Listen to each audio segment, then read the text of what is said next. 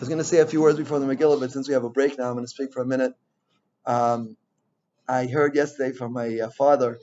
He said that the Russians went to Turkey to have negotiations for peace with Ukraine.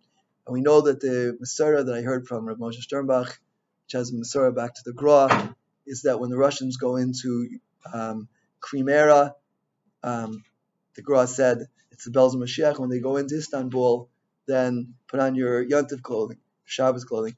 So we're all wearing our Shabbos clothing now. And the Russians went into Turkey after they got to Istanbul.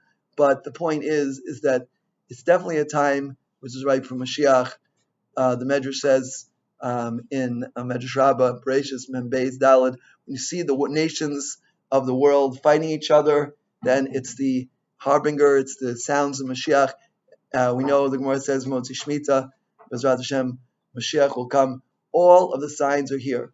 The only thing we're missing is one thing, as the Gemara in Sota says, that Ein Lan Elisha Alavina Shemayim. There's 19 Simanim brought in the Gemara, Mashiach coming, and all 19 have happened. There's only one left that hasn't happened yet, which is Ein Lan Elisha Alavina Shemayim. We have to believe at this time that there's no salvation whatsoever. There's no hope. Absolutely nothing will help us except to turn totally to Hashem. So, Bezrat Hashem on this Purim day, as we get ready for Kriyas Torah, and we read about the destruction of Amalek, and we get ready for the Kriyas Megillah, which is also about the destruction of Amalek, we should realize that the Beit HaMikdash is not about a building that you take to get to the old city. It's about our hearts. The moment that we've destroyed every iota of Amalek from our hearts, then the Beit HaMikdash will become this Purim, the Shushan Purim, as we listen to Kriyas Torah, as we listen to Kriyas Megillah, then we can destroy Amalek from our hearts. Every iota, every hashpah, every last nakuda of Amalek that exists within us, we should destroy within us. And the minhag in this minyan is like it says in the Mishnah Berurah, we clap only on the Haman Agagi. It says 5 times in the Megillah, Haman Agagi. The lashon of Mishnah Berurah is that the minhag is to clap by Haman Agagi. That's the way we follow.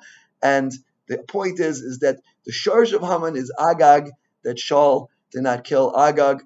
Listen to Shmuel. The Alsha explains that the tikkun of that chait was from Esther to listen to Mordechai, even though it was crazy. A girl from Beis Yaakov Shushan Abira gets chosen as the queen of the entire world, and she doesn't tell us anything about her thing. It was a crazy thing. But she listened to Mordechai, she was Vatal or Das Lagamre.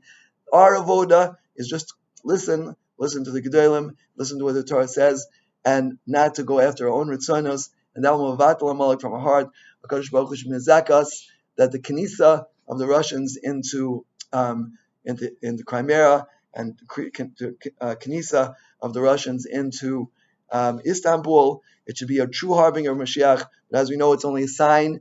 The true Mashiach will only come when we recognize that there's absolutely nothing to rely on, not Biden and not Putin and not, what's the guy over here name? I forgot his prime minister. What's his name? What? Bennett. None of these guys, absolutely zero, absolutely nothing. Only one thing to rely on, only one entity to rely on is a HaKadosh Baruch Hu. We should be zeiche, Kabbalah Satira, Ba'ava, and it should be a year of bracha and atzlacha, right? Chazal tell us that in a year when Purim is an Uber year, right?